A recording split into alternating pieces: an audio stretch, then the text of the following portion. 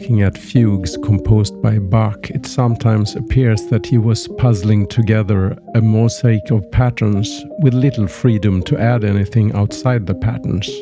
It seems like patches of the music is writing itself. That is not to say that Bach didn't compose, but he made choices that are amazing. As an example of this, I will have a look at the fugue in C minor in the Well-Tempered Clavier Book 2. First, a few words about Baroque music and fugues.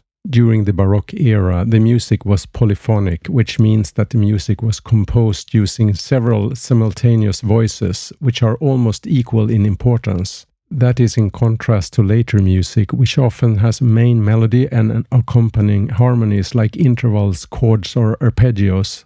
In Baroque music, the harmonies are more fluid, since they are formed by the simultaneous notes of each of the voices. One special case of composition is the fugue, which is similar to a canon. The canon is a subject shifted in time and repeated, while a fugue has more tools in the toolbox, which enables the creation of variations of the subject and also the ability to create counter-subjects and changing the key. A few words about the C minor fugue. It's a fugue in 4 voices for harpsichord, although this music often is performed on piano.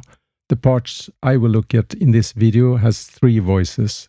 I will have a look at how Bach creates structure by studying each of the voices separately.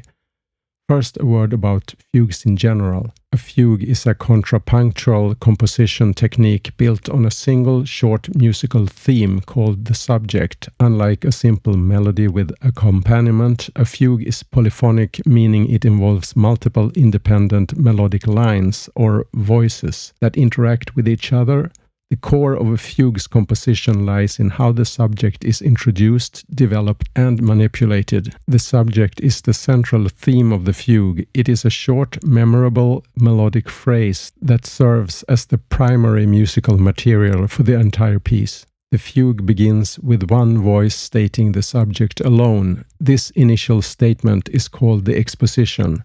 Let's have a look at the subject of the C minor fugue as it appears in bar number 14 in the first voice.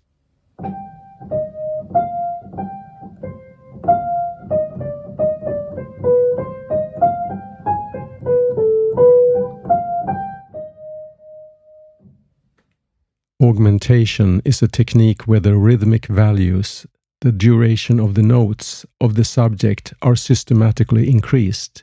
For example, if the original subject has a series of eighth notes, the augmented version might have a corresponding series of quarter notes. This has the effects of slowing down the theme and making it sound more stately and ponderous, often creating a new layer of complexity when played against the original faster version.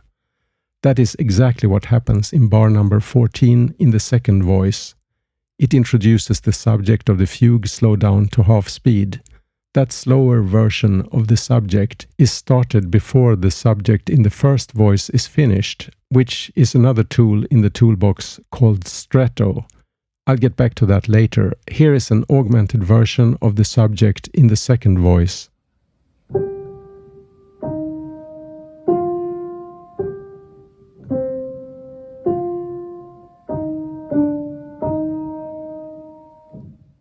Inversion, also known as contrary motion, involves turning the subject upside down melodically. Every ascending interval in the original subject becomes a descending interval of the same size, and vice versa. For example, if the subject moves up a major third, the inverted subject will move down a major third. The rhythmic value remains the same. This creates a new but related melodic line that can be used to add variety and to demonstrate contrapunctual skill. On a music sheet, it appears like a mirror image of the subject. In bar 15, an inversion of the subject is introduced in the third voice. Since the subject and augmentation is still going on in the first and second voice, this is another instance of a stretto.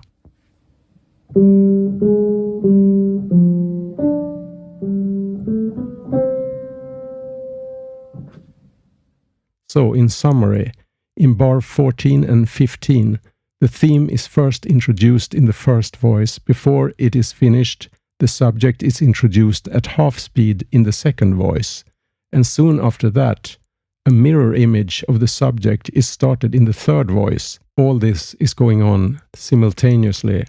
Here are how all the voices are played together.